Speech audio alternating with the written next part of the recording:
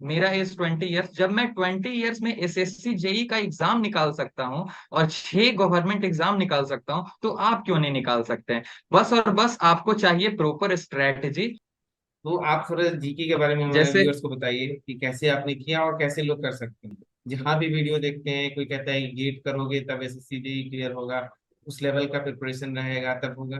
तो इसमें कितना सच्चाई है? क्या लोगों को गेट लेवल तक का यहाँ पे तैयारी करना पड़ता है डिप्लोमा वाले? क्योंकि बहुत लोग का रहता है डाउट कि थ्योरी मेरा बहुत अच्छा है बट न्यूमेरिकल मेरे से नहीं हो रहा है।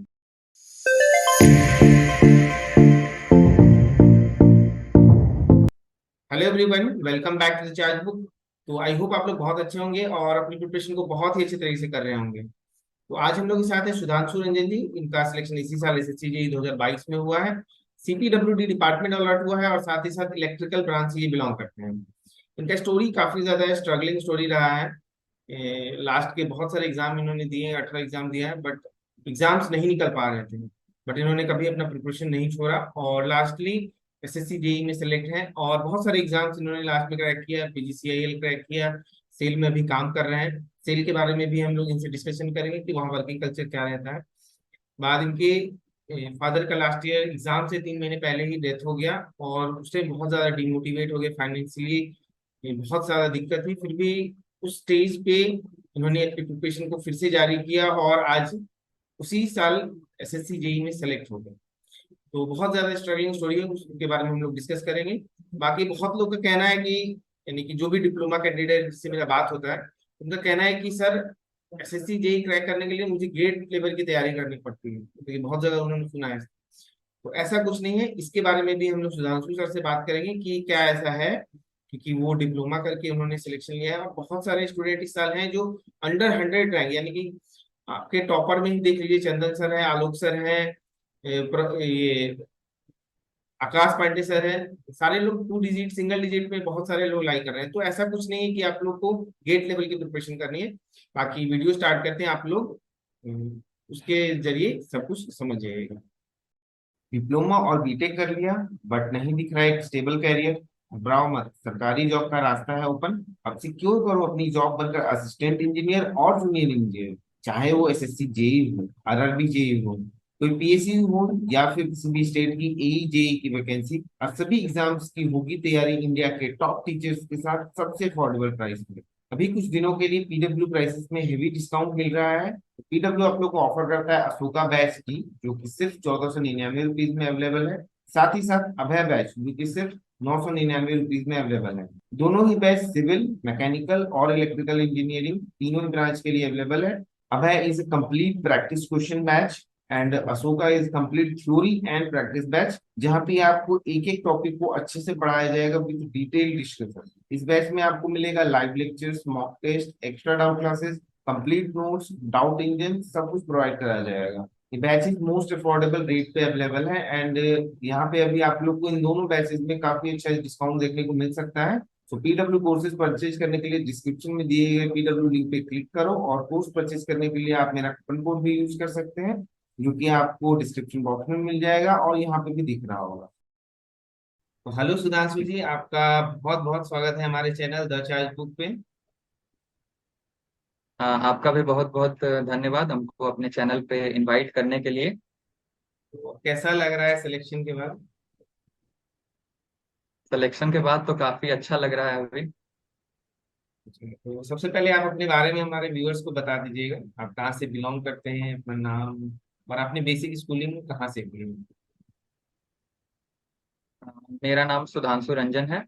मैंने अपना 10th V L Indo public school से किया है, जो कि मेरे होम डिस्ट्रिक्ट गया से थोड़ी सी दूर पे औरंगाबाद है। औरंगाबाद डिस्ट्रिक्ट से मैंने किया।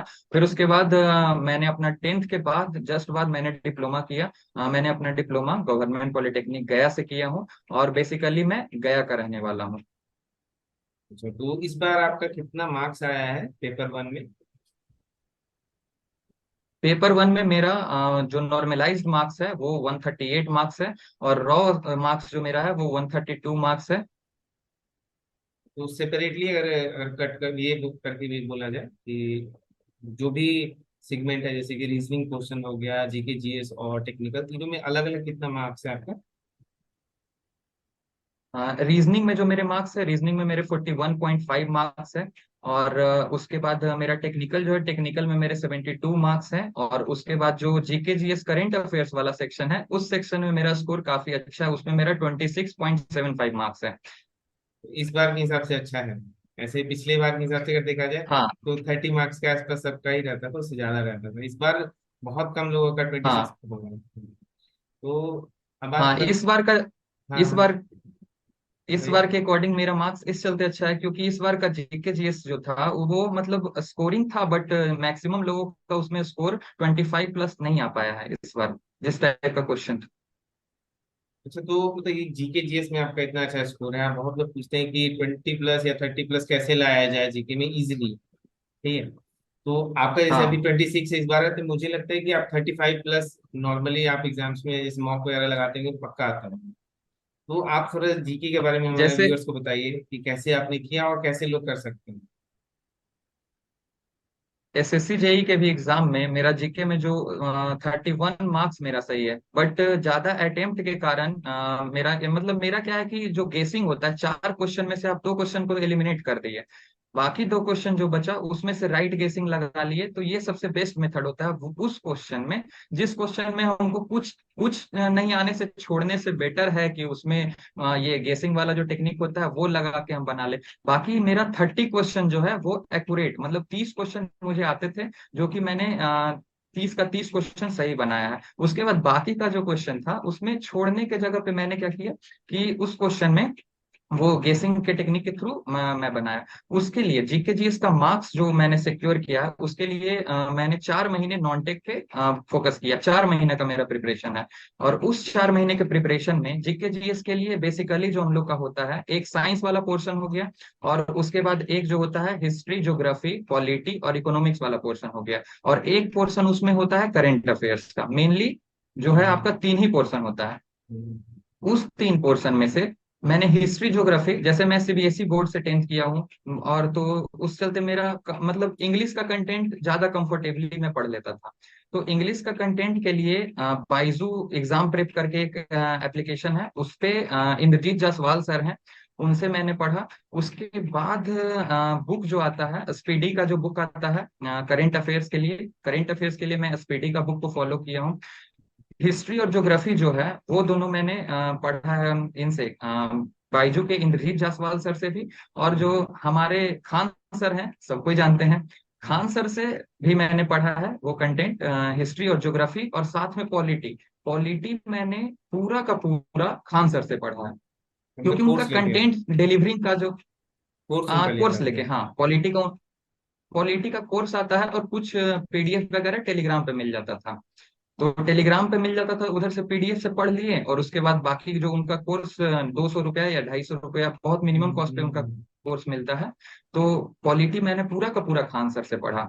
और उसके बाद फिर बच गया आपका जो हिस्ट्री का जो पोर्शन है, उसके लिए मैंने लूसेंट को बहुत अच्छे से पढ़ा है। लूसेंट में एक पिंक बॉक्स में आप देखे होंगे, पिंक बॉक्स में सारा डेट वाइज मेंशन रहता है, सारा डेट मेंशन रहता है, वो काफी हेल्पफुल था। उसके बाद इकोनॉमिक्स के लिए, इकोनॉमिक्स से क्वेश्चन तो कभी पूछता है, पूछेगा तो आपका 4 5 क्वेश्चन पूछ देगा, और नहीं पूछेगा तो आपका एक भी क्वेश्चन नहीं पूछेगा। इकोनॉमिक्स के लिए लूसेंट से ही जो था, 5 ईयर प्लान हो गया या फिर जो भी उसमें टॉपिक है, जीएसटी, ये सब जो टॉपिक है वो मैंने लूसेंट से कवर किया। अब बच गया आपका साइंस का पोर्शन। तो साइंस का पोर्शन के लिए आपका लूसेंट का जो 2 बुक आता है, एक आता है लूसेंट का जो हम लोग पढ़ते हैं जीके वाला, और साइंस का एक अलग से बुक आता है लूसेंट का, जनरल साइंस का बुक, हाँ वो हाँ। काफी हेल्पफुल था मेरे लिए।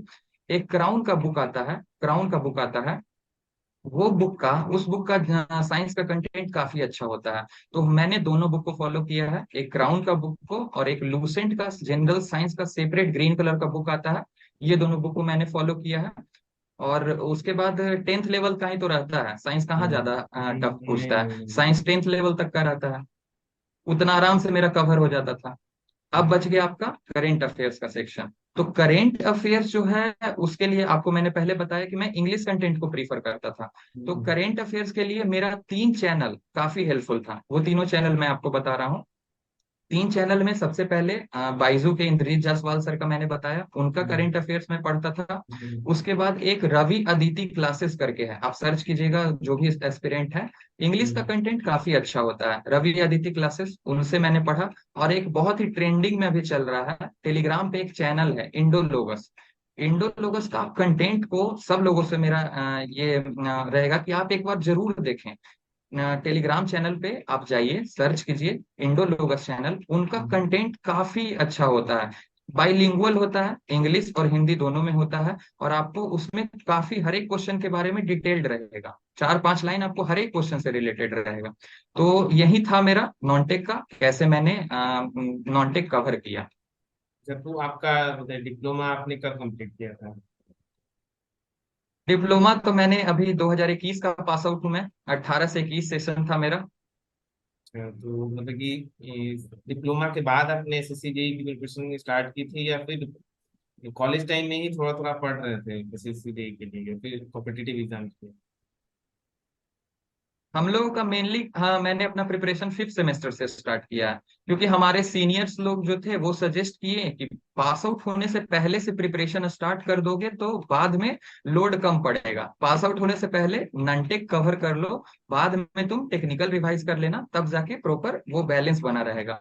तो पास आउट से पहले 5th सेमेस्टर में हम लोगों का 8 लोगों का ग्रुप था, 8 दोस्तों का ग्रुप था। हम्म, उसमें क्या मैं हम लोग करते थे कि नॉनटेक का सेट खुद से बनाते थे, नॉनटेक का सेट खुद से बनाते थे। और हम्म, टेलीग्राम जो पे एक चैनल बना, टेलीग्राम पे एक ग्रुप बनाए थे 8 लोगों का, उस पे डेली 70 टेक्निकल और 30 नॉनटेक का सेट मारते थे हम लोग। तो स्टार्टिंग से ही प्रिपरेशन की स्टार्ट कर दिए थे, तो इस वजह से बाद में थोड़ा एफर्ट कम लगाना पड़ा।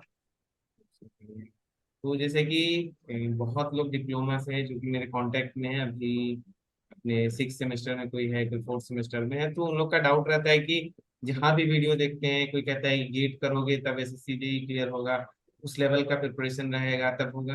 तो इसमें कितना सच्चाई है? क्या लोगों को गेट लेवल तक का यहाँ पे तैयारी करना पड़ता है, किसी भी पोर्शन के लिए, मशीन हो या फिर नेटवर्क हो, या फिर एसएससी को ही टारगेट करेंगे अच्छे से तो ये निकल जाएगा एग्जाम? देखिए, जो भी स्टूडेंट 4th या 6th सेमेस्टर में है, उन लोगों को मैं ये सजेशन देना चाहूंगा कि गेट लेवल का तो क्वेश्चन बिल्कुल नहीं, मतलब एसएससी जेई को आप स्टार्टिंग से टारगेट करके चलिए, तो आपका एसएससी जेई निकल जाएगा। उतना भी क्वेश्चन डीप में और उतना डेप्थ में क्वेश्चन नहीं रहता है। एसएससी जेई का जो टेक्निकल पोर्शन है, उस टेक्निकल पोर्शन में, जैसे देखिए, आपको मैं एक रफ ओवरव्यू आप मतलब बताता हूँ। जैसे मेनली पेपर क्या है एसएससी जेई का, मेनली तो 5 पेपर है आपका। Passport. Machine, power system, network और मेजरमेंट और बेसिक इलेक्ट्रॉनिक्स, मेनली तो यही 5 पेपर होता है। एडिशनल में तो आपका बहुत कुछ पूछ पूछ लिया जाता है, यूटिलाइजेशन से भी, एस्टिमेशन से भी, कुछ क्वेश्चन टेंडर से आ जाएगा, कुछ क्वेश्चन आई रूल से आ जाएगा। बट मेनली जो सब्जेक्ट हम लोगों का होता है वो तो 5 ही होता है ना। यही तो मेन। इस 5 पेपर के लिए आपका क्या है कि आप सेपरेट बुक को फॉलो कर लीजिए, सब 5 पेपर का 5 बुक जो है वो मैं आपको रिकमेंड करूंगा, या फिर कोई भी सीनियर हमारे रिकमेंड किए थे, हम भी वही बुक पढ़ें, तो अब हम भी अपने जूनियर को वो बुक सजेस्ट करेंगे, काफी हेल्पफुल होता है। उतना गेट के लेवल का नहीं पढ़ना है हम लोगों को, सिर्फ डिप्लोमा वाले जो हैं वो सिर्फ प्रॉपर स्टडी करेंगे, बुक का ऑब्जेक्टिव लगाएंगे, शॉर्ट नोट्स बनाएंगे, टेक्स्ट बुक पे सेट मारेंगे, और उसके बाद प्रॉपर रिवीजन करेंगे, that is more than sufficient for clearing SSC JE exam. तो लगे लगे आप बुक का नाम बता देते तो सही रहता। हाँ, तो बुक का नाम मैं बता देता हूँ। जैसे देखिए, मशीन के लिए जो बुक मैंने फॉलो किया है वही बुक मैं आपको बताऊंगा, बाकी आप किसी और से आप वो हेल्प ले सकते हैं, बाकी मैं जो फॉलो किया वो मैं बता रहा हूँ। मशीन के लिए मैंने मेनली 2 बुक को प्रेफर किया था, एक अशफाक हुसैन और दूसरा बीएल थेरेजा। अशफाक हुसैन और बीएल थेरेजा मशीन के लिए। उसके बाद नेटवर्क के लिए जो है, नेटवर्क के लिए मैंने मेनली वीके मेहता बीडब्ल्यू का बुक आता है, काफी फेम, मतलब आपको अगर एसएससी जेई का मेंस का अगर आप सोच रहे हैं, मतलब अगर तैयारी करना है, तो मेंस में आपका, आपको पता है सबसे ज्यादा वेटेज किसका होता है, नेटवर्क वैसे का, मशीन इलेक्ट्रॉनिक। का, मेनली यही दोनों का। तो आपको अगर मेंस में अच्छा स्कोर लाना है तो आपके लिए ये मैंडेटरी हो जाएगा कि वीके मेहता बीडब्ल्यू बुक आपको बनाना ही बनाना है। ये काफी अच्छा बुक है। अल्टरनेटिव के रूप में आप एके चक्रवर्ती का एक बुक आता है, नेटवर्क थ्योरी, हम्म, उसको भी आप बना सकते हैं नेटवर्क के लिए। तो ये दोनों तो आपका हो गया, मशीन हो गया, नेटवर्क हो गया। इसके बाद हम आते हैं पावर सिस्टम पे। देखिए, पावर सिस्टम के लिए आपका जो है, मैंने बुक जो फॉलो किया था वो वीके मेहता का जो बुक आता है, प्रिंसिपल ऑफ पावर सिस्टम अच्छा। करके, वो बुक को फॉलो किया था। बाकी कुछ कुछ टॉपिक, जिस टॉपिक में मैं फंसता था उस टॉपिक को मैं जेबी गुप्ता का एक बुक रखा था। मैं वो फालतू का नहीं बताऊंगा, जेबी गुप्ता बुक मैंने रखा भले ही था, बट उसमें सिर्फ वही कंटेंट पढ़ता था जिसमें मैं फंसता था। पूरा जेबी गुप्ता मैंने नहीं पढ़ा था। तो आपका पावर सिस्टम के लिए वीके मेहता आप बना लीजिए। अगर आपको कहीं प्रॉब्लम हो रहा है तो आप अल्टरनेटिव के रूप में जेबी गुप्ता को भी बना लीजिए। अब आपका बच गया मेजरमेंट। देखिए, मेजरमेंट का जो मार्केट में बुक आता है वो AK साहनी का बुक आता है। वो पढ़ पाना पॉसिबल नहीं है। मेजरमेंट के लिए मैं सबसे अच्छा आपको रिकमेंड करूंगा कि आप जो है प्रॉपर नोट्स बनाइए, और उसके बाद आपका जो भी कम्पिटेटिव एग्जाम होता है, नोट्स आप अपना कॉन्सेप्ट क्लियर रखिए। और आप यूथ का बुक उठा लीजिए, उससे बना लीजिए। या फिर आप कोई सेपरेट जो है कॉम्पिटेटिव एग्जाम, जैसे RK राजपूत या फिर VK मेहता का बुक उठाइए, उससे आप बना लीजिए। AK सोहनी पढ़ना पॉसिबल नहीं है, उतना कहाँ से। एक मेजरमेंट से कितना क्वेश्चन आता है, 7 8 क्वेश्चन ही आता है। नहीं, इजी क्वेश्चन आते हैं, वो इतना जरूरत भी नहीं मेजरमेंट। होंगे काफी इजी, एक बार कोई पढ़ ले तो उसका क्वेश्चन मिस नहीं हाँ, होगा। वही ना। उसमें जैसे मेजरमेंट में क्या क्वेश्चन आता है, पावर मेजरमेंट, एनर्जी मीटर से क्वेश्चन आएगा। फिर उसके बाद आपका एक ये करंट एक ट्रांसफार्मर, पोटेंशियल ट्रांसफार्मर, एक एमीटर वाला आएगा कि यही उसका सब। रेंज बढ़ा दो। हाँ, एमीटर फिक्स वाला। है। एमीटर वाला वो तो रेंज एक्सटेंशन आना ही आना है, वो तो समझिए आपका श्योर शॉर्ट क्वेश्चन है। बिल्कुल। और तो अब मैंने तो बता दिया हम और कुछ बताने वाले थे। जो भी था।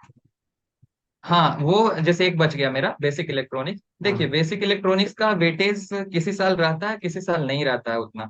तो बेसिक इलेक्ट्रॉनिक्स के लिए आपका वो VK मेहता का जो बुक आता है, प्रिंसिपल ऑफ बेसिक इलेक्ट्रॉनिक्स, वो मोर देन सफिशियंट है। उतना आपको पढ़ने का पूरा जरूरी नहीं है।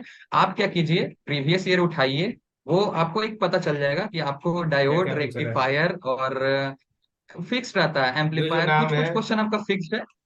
जो नाम वाला डिवाइस है बस सब बस। देख लो, उसको पढ़ लो, सेपरेटली नोट्स कर लो, उसी से है। हाँ हाँ। हम्म।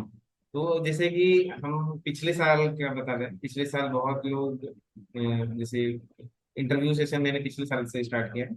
पिछले साल बहुत कमेंट आता था, सर डिप्लोमा वाले सिलेक्ट नहीं होते हैं क्या, उनका इंटरव्यू नहीं ला रहे हैं। तो क्या ये मतलब कि डिप्लोमा से SSC जेई क्रैक करना बहुत ज्यादा डिफिकल्ट है, या फिर क्या मतलब दिक्कत क्या आती है अगर कोई डिप्लोमा स्टूडेंट है और SSC जेई में, उसको क्या दिक्कत आती है?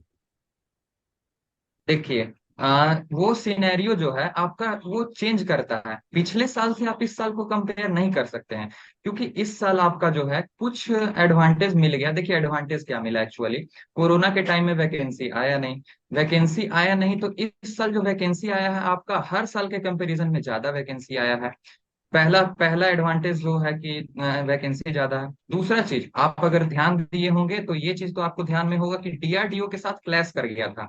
एसएससी हम्म। जेई का एग्जाम डेट, एसएससी हम्म। जेई का एग्जाम डेट और DRDO।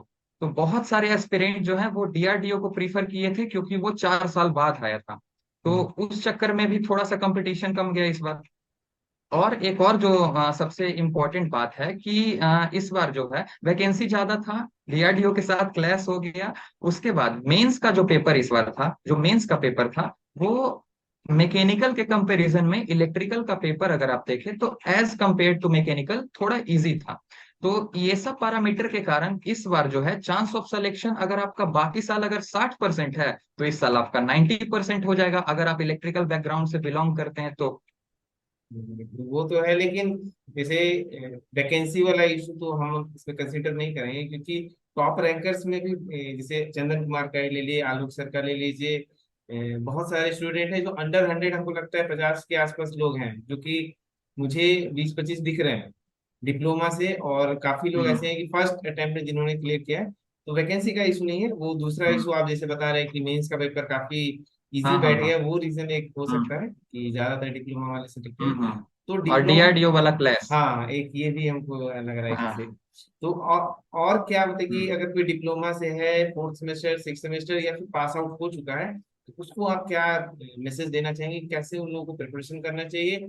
और काफी लोग डिमोटिवेट हो जाते हैं कि मुझे गेट तक का प्रिपरेशन करेंगे तब जाके मेरा SSC का निकलेगा, तो उसके बारे में थोड़ा बताइए। देखिए, सबसे बड़ा बात जो है कि ओवर थिंकिंग उतना नहीं करना चाहिए। जैसे हम कोई भी एग्जाम को टारगेट कर रहे हैं, तो पहले सबसे पहला मेरा जो टास्क होना चाहिए, टेक्स्ट बुक आप इंस्टॉल कीजिए। टेक्स्ट बुक इंस्टॉल करने के बाद आप उसका प्रीवियस ईयर को बनाइए। प्रीवियस ईयर बनाने से ही आपको पता चल जाएगा कि आपका उस एग्जाम में आपका स्ट्रेंथ और आपका वीकनेस, आपका कौन स्ट्रॉन्ग पॉइंट है, कौन सा वीक पॉइंट है, ये तो आपका टेक्स्ट बुक से पता चल जाएगा। क्वेश्चन का लेवल आपको टेक्स्ट बुक से पता चल जाएगा। तो आप ये जो गेट को लेकर के हाइप क्रिएट करके रखे हैं कि गेट का तैयारी करेंगे तब एसएससी जेई निकलेगा, ऐसा तो बिल्कुल भी कुछ नहीं है।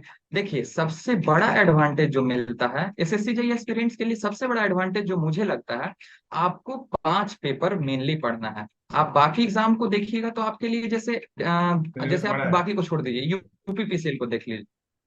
यूपीपीसीएल आप देख लीजिए, आपको अलग से पढ़ना होगा। डिजिटल ये सब तो डीप में पढ़ना ही होगा, पीएलसी, स्काडा, पीएल स्टार्ट है, मैटलैब, और भी बहुत ऑटो कैड। बहुत सारा पढ़ना होगा। ऑटो कैड, ये सब एक्स्ट्रा में पढ़ना होगा। एसएससी में आप ये एडवांटेज के रूप में लीजिए कि आपको 5 पेपर पे कमांड बैठाना है, 5 पेपर पे कमांड बैठाना है। बाकी प्रीवियस ईयर बनाइए, उससे आपको ट्रेंड पता चल जाएगा कि कभी आई रूल से पूछ रहा है तो टेंडर से क्वेश्चन पूछ दे रहा है, तो कभी कुछ एस्टिमेशन, कभी यूटिलाइजेशन, कभी एक दो ट्रैक्शन। तो इससे आपको पता चल जाएगा ना कि ट्रेंड क्या है। बाकी डिप्लोमा वाले स्टूडेंट का ऑब्जेक्टिव तो वो लोग काफी अच्छा लगा लेते हैं, क्योंकि ऑब्जेक्टिव बनाते टाइम कॉन्सेप्ट क्लियरेंस का जहां तक बात है, तो अगर आप सेमेस्टर टाइम से अगर डीप में पढ़िएगा तो आपको बाद में क्या होगा, प्री तो आपका निकलेगा ही निकलेगा, साथ में मेंस में आपको कम इफर्ट लगाना होगा। कम इफर्ट इस चलते लगाना होगा क्योंकि आप सेमेस्टर टाइम में पूरा डीप में पढ़ चुके हैं। ये बात है, तो ऐसा कुछ नहीं है। आप एसएससी जेई का प्रिपरेशन स्टार्ट कर दीजिए सेमेस्टर टाइम से।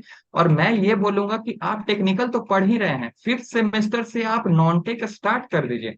भले ही भले ही स्टार्टिंग में आप 10 ही क्वेश्चन लगाइए, आप 20 ही क्वेश्चन लगाइए, लेकिन आप 5th सेमेस्टर से स्टार्ट कर दीजिए ताकि आपको बाद में एफर्ट्स कम लगाना पड़े। बिल्कुल सही बात है। जैसे आपने न्यूमेरिकल का बताया, तो न्यूमेरिकल के लिए थोड़ा और अच्छे से बताइए, कहाँ से लोग कर सकते हैं डिप्लोमा वाले, क्योंकि बहुत लोग का रहता है डाउट कि थ्योरी मेरा बहुत अच्छा है बट न्यूमेरिकल मेरे से नहीं हो रहा हम्म। है। तो इसके लिए बता दीजिए कुछ। हाँ, तो देखिए, न्यूमेरिकल का जहां तक बात है, आपका पहले तो आपका कॉन्सेप्ट अगर क्लियर है, कॉन्सेप्ट अगर क्लियर है, जैसे आप मान लीजिए कि एसी फंडामेंटल का आपका कोई क्वेश्चन है, या फिर मैग्नेटिज्म का आपका क्वेश्चन है। मैग्नेटिज्म में आपको जैसे बायो सवर्ट लॉ पूछ रहा है, बायो सवर्ट लॉ जो होता है, तो उसमें बी इज इक्वल टू, उसमें जो प्रॉपर जो फॉर्मूला होता है, वो फॉर्मूला आपको अगर याद है, सबसे बड़ा बात है पहले कॉन्सेप्ट क्लियर कीजिए, उसके बाद आप फॉर्मूला को याद कीजिए। और फॉर्मूला फॉर्मूला को तो आपको मेमोराइज करना होगा, क्योंकि आप न्यूमेरिकल कैसे बनाइएगा, आपको फॉर्मूला ही नहीं याद होगा। तो पहले कॉन्सेप्ट क्लियर कीजिए, फिर न्यूमेरिकल बनने के जो जो फॉर्मूला होता है उसको आप याद कीजिए। फिर उससे रिलेटेड आप कुछ बुक्स को फॉलो कीजिए, उस बुक से आप न्यूमेरिकल जो भी है उसको प्रैक्टिस कीजिए। प्रैक्टिस करने के साथ आपको अगर वो क्वेश्चन एसएससी जेई एग्जाम में दिखेगा, आपका प्रैक्टिस अच्छा रहेगा, तो आपको पता चल जाएगा कि ये क्वेश्चन जो है, जैसे आपको 5 का वैल्यू दिया हुआ, ए का वैल्यू दिया हुआ, एरिया दिया हुआ, तो B is equal to 5 by A, आप डायरेक्टली वहां पे देख के पकड़ लेंगे कि हाँ, मेरा ये डेटा दिया हुआ है, ये फॉर्मूला यहाँ पे लगेगा, तो इस तरीके से मेरा ये क्वेश्चन बनेगा। तो न्यूमेरिकल के लिए आपको क्या है कि कुछ कुछ बुक्स को आप फॉलो कीजिए। जैसे न्यूमेरिकल के लिए आपका सबसे जो बेस्ट है, मतलब वीके मेहता हो गया, या फिर सब्जेक्ट वाइज, जैसे मैंने बुक का लिस्ट आपको बताया, मैंने आपको बताया मशीन का बताया, बीएल थेरेजा से आप बना लीजिए। नेटवर्क के लिए मैंने आपको बताया V K Mehta B double E, one of the most important book for SSC JE. आप V K Mehta B double E, भले ही उसमें क्वेश्चन का लेवल थोड़ा इजी टू मॉडरेट रहता है, हाई भी रहेगा, लेकिन उस बुक को आप फॉलो कीजिए, क्योंकि नेटवर्क बहुत इंपॉर्टेंट चीज है एसएससी जेई के लिए। चाहे वो प्री हो चाहे वो मेंस हो, आप नेटवर्क को स्किप नहीं कर सकते हैं। नेटवर्क का न्यूमेरिकल का वेटेज अच्छा खासा होता है, और मशीन से तो रहता ही है। तो मशीन के लिए आप बीएल थेरेजा से बनाइए, बीएल थेरेजा से बनाइए। बाकी बुक बहुत सारे मार्केट में है, अशफाक हुसैन भी है, जेबी गुप्ता भी है, जिससे आपको अच्छा लगे उससे आप बनाइए। मेन मेन जो चीज है कि आपको खुद को एनालाइज करना आना चाहिए कि मेरा कौन सा पोर्शन वीक है, किसके लिए हमको कौन सा दवाई खाना है, कौन सा बुक का क्वेश्चंस लगाना हाँ, है, वो हमको बताना चाहिए। मेन वही चीज है, मेन और वही चीज है। ये आपको पता कैसे चलेगा, टेक्स्ट बुक से पता चलेगा। टेक्स्ट बुक पे आप जाके आप प्रीवियस ईयर लगाइए, मॉक टेस्ट लगाइए, फुल लेंथ बनाइए, आपको ये पता तभी चलेगा जब आप टेक्स्ट बुक पे जाइए। टेक्स्ट बुक पे जाके आप टेस्ट लगाइए, आपको खुद पता चल जाएगा कि मेरा मशीन का सिंक्रोनस मोटर का क्वेश्चन नहीं बन रहा है। तो कब पता चलेगा? जब आप लगाइएगा तब ना। पहले से तो ओवर कॉन्फिडेंस में रहेंगे कि हम तो सारा बना ही लेंगे, मेरा तो पूरा कॉन्सेप्ट क्लियर है, फॉर्मूला याद है। वैसे नहीं होता है। आप टेक्स्ट बुक पे जाइए, तब जाके आप वहां से खुद को एनालाइज कीजिए। तो जैसे टेक्स्ट बुक का आप नाम ले रहे हैं बार बार कि वहां से मॉक लगाने के लिए वहां से जो भी मिस्टेक्स है उसको ढूंढेंगे, तो बहुत लोग का मैं देख रहा हूँ इस बार, आपने भी फील किया होगा कि टेलीग्राम पे आजकल लोग ज्यादा टेस्ट वगैरह या फिर क्विज वगैरह पे ज्यादा एक्टिव रहते हैं, बट टेक्स्ट बुक को भूल रहे हैं। मैं मानता हूँ कि वहां से बेनिफिट हो रहा है, बट क्या यार टेक्स्ट बुक को पूरा इग्नोर करना सही है? नहीं नहीं, नहीं नहीं, देखिए इस चीज में क्या है कि जैसे आपका वो जो क्वेश्चन आता है टेलीग्राम ग्रुप पे, 150 क्वेश्चन आ गया। 150 क्वेश्चन आप बैठे बैठे लेटे लेटे, उसमें क्या है कि वन वर्ड वाला जो मतलब क्या बोलते हैं, जो डेटा बेस्ड क्वेश्चन रहता है, वन लाइनर क्वेश्चन रहता है, वो तो आप कर लीजिएगा उससे, वो जो आपका टेलीग्राम पे जो आता है। बट टेक्स्ट बुक आपका कहीं ज्यादा बेटर है। कहीं ज्यादा बेटर इस चलते हैं, बेटर क्या, उससे काफी अच्छा है, क्योंकि टेक्स्ट बुक पे आप 2 घंटा प्रॉपर बैठिएगा, फुल लेंथ बनाने के लिए 2 घंटा आप बैठिएगा। उस 2 घंटा में आप पहले नॉन टेक बनाइएगा, फिर उसके बाद टेक्निकल बनाइएगा, हर एक सेक्शन को आप अटेम्प्ट कीजिएगा। उसके बाद हर एक सेक्शन को आप अटेम्प्ट कीजिएगा, तब ना जाके आपको वहां पे पता चलेगा ये सेक्शन वीक है, ये सेक्शन मेरा कमजोर है। एक और बेनिफिट है टेक्स्ट बुक का कि आपको जो क्वेश्चन गलत होगा उसका डिटेल्ड एनालिसिस आपको देगा बिल्कुल। Text book. ये चीज आपको टेलीग्राम पे बिल्कुल अवेलेबल नहीं है। वहां पे आपको डिटेल्ड एनालिसिस दिया होगा, आपका जो सही का ऑप्शन है उसका तो दिया ही होगा, उसके साथ 3 और ऑप्शन रहेगा, उसके बारे में भी आप जान सकते हैं। ये बेनिफिट मिलता है। बिल्कुल बिल्कुल सही है आपने बताया। तो अब बात कर लेते हैं कि जैसे मुझे पता चला है कि आपने बहुत सारे एग्जाम्स क्रैक मतलब दिया है, जिसमें कभी 2 नंबर 1 नंबर इस टाइप से बहुत सारे एग्जाम्स में आपके साथ हुआ है, तो उसके बारे में थोड़ा बताइए कि क्या दिक्कत आ रही थी जिसकी वजह से 17-18 एग्जाम्स आपने दिया और क्रैक कोई नहीं हो पा रहा था? देखिए, सबसे पहले मैं अपना कॉम्पिटिटिव जर्नी आपके साथ शेयर करता हूँ। सबसे पहले मैं अभी 21 का पास आउट हूँ, 2021 का मैं पास आउट हूँ। पास आउट होने के बाद मेरा जो है वो कैंपस सिलेक्शन हो गया था Jindal steel and power limited में। मैं वहां ज्वाइन किया, 4 महीने वहां रहा। वहां से रह के भी मैंने 3-4 एग्जाम दिया। जैसे वहां रह के मैंने क्रिप्को का एग्जाम दिया, तो एग्जाम वहां पे मेरा रिवीजन, लैक ऑफ रिवीजन की वजह से मेरा नहीं हुआ सिलेक्शन। आईयूसीएल का एग्जाम दिया, उसमें भी मेरा जो है वो मतलब नॉन टेक मेरा बहुत वीक था, इस वजह से वहां पे सिलेक्शन नहीं हुआ। उसके बाद एनएचपीसी का मैंने एग्जाम दिया। एनएच के एग्जाम में मेरा बहुत कम मार्क्स था, मतलब 105 नंबर मेरा आया था 200 में से एनएचपीसी में। क्योंकि वहां पे आप काम करने के साथ पढ़ पाइएगा ये बहुत मुश्किल हो जाता है, वो भी प्राइवेट सेक्टर में। तो हम्म। एनएचपीसी का भी एग्जाम मैंने दिया, उसमें भी मेरा नहीं हुआ। फिर उसके बाद यूपीआर वीएनएल का मैंने एग्जाम दिया।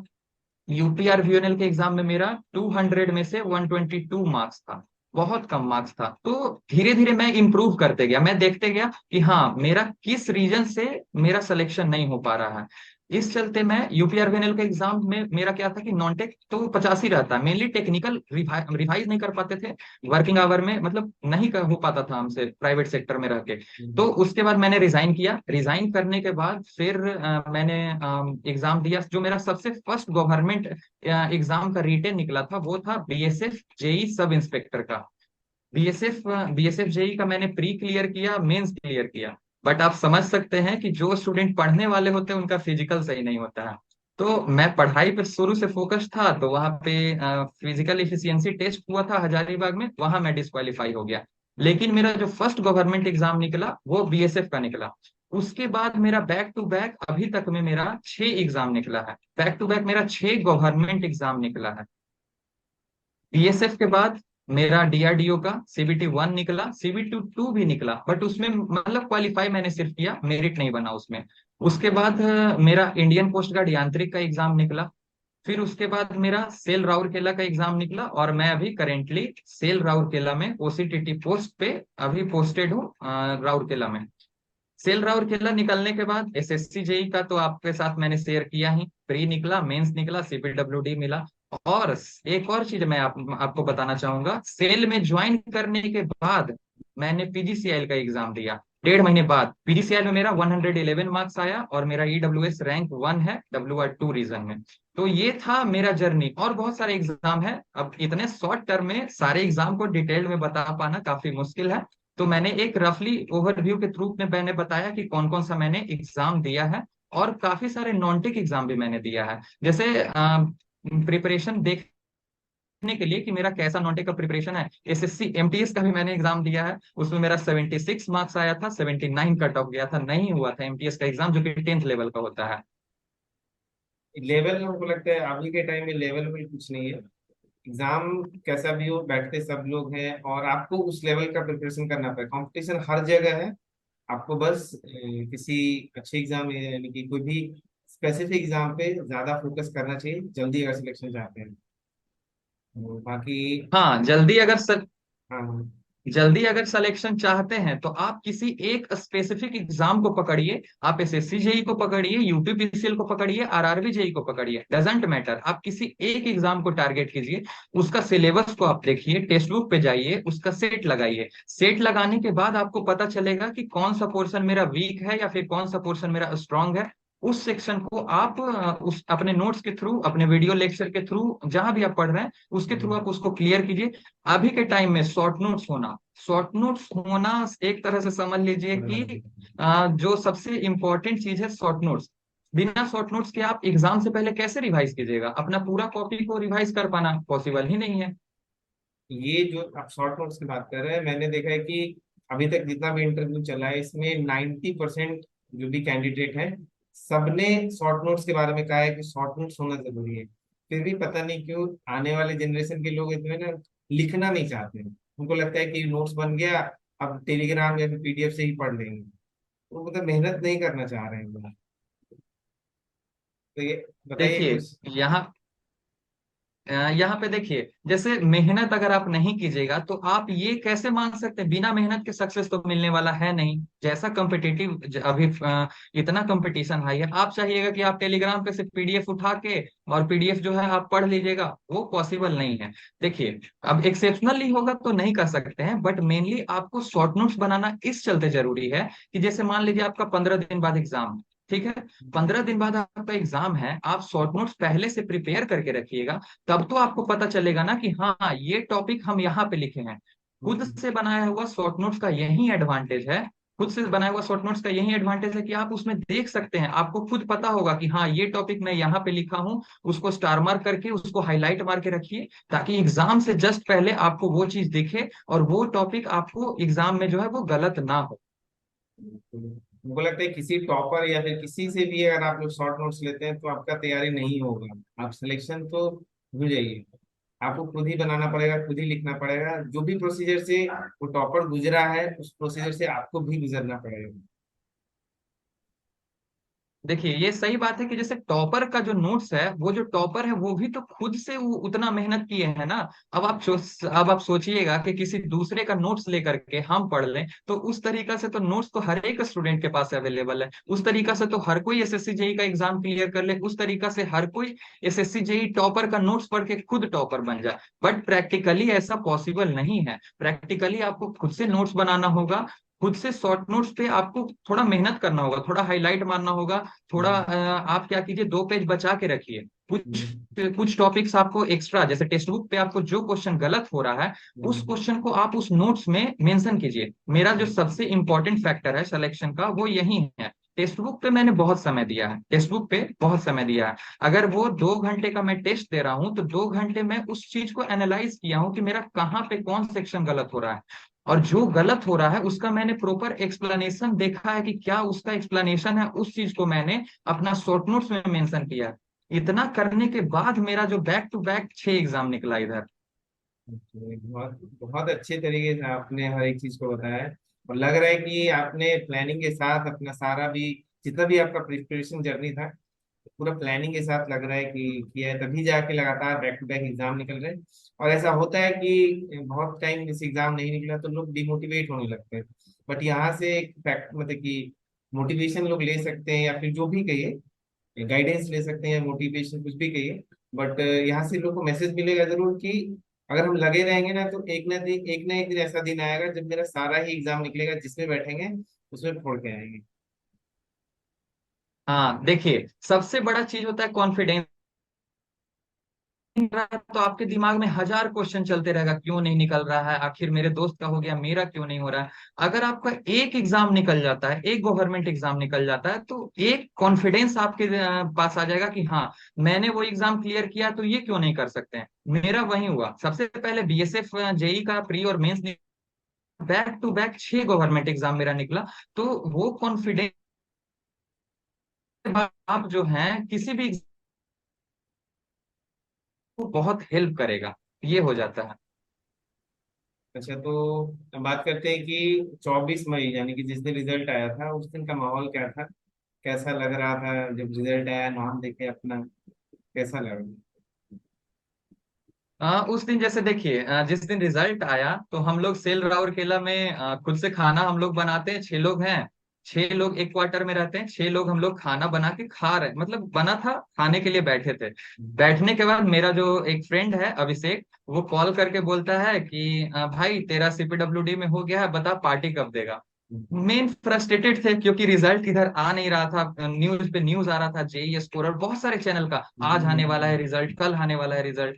अब उसके बाद क्या हुआ कि अब इमीडिएट वैसे वो बताया तो मुझे लगा मजाक कर रहा होगा, बट उसके बाद उसने खुद से पीडीएफ भेजा, स्क्रीनशॉट लेके भेजा कि तुम्हारा सीपीडब्ल्यूडी डिपार्टमेंट अलॉट हो गया है, 231 रैंक है तुम्हारा। तब जा करके खुद में ये आया कि हाँ, मतलब एग्जाम देने के बाद फाइनली सक्सेस मिला। एक मोटिवेशन मैं आपके जो भी एस्पिरेंट है उनको ये देना चाहूंगा कि मेरा अभी जो एज है वो एज है 20 ईयर्स। मेरा एज 20 ईयर्स, जब मैं 20 ईयर्स में एसएससी जेई का एग्जाम निकाल सकता हूँ और 6 गवर्नमेंट एग्जाम निकाल सकता हूँ, तो आप क्यों नहीं निकाल सकते हैं। बस और बस आपको चाहिए प्रॉपर स्ट्रेटेजी। ये स्ट्रेट देखिए, सब अभी के टाइम में हार्डवर्क से सिलेक्शन होने वाला बहुत मुश्किल है, स्मार्ट वर्क जरूरी है। स्मार्ट वर्क में आपको क्या है कि आप जो भी टॉपिक है उस टॉपिक को तो आप पढ़िए, उस टॉपिक को पढ़िए, टेक्स्ट बुक को प्रॉपर यूटिलाइज कीजिए, यूथ का वॉल्यूम 1 वॉल्यूम 2 आप लगाइए, यूथ का क्वेश्चन लगाइए। जो आप स्ट्रेटजी प्रॉपर अगर आप फॉलो करेंगे तो आपका क्यों नहीं होगा सिलेक्शन। जब मेरा हो सकता है 20 ईयर्स के एज में, 21 का पास आउट होकर के मेरा हो सकता है, तो आपका भी बिल्कुल हो सकता है।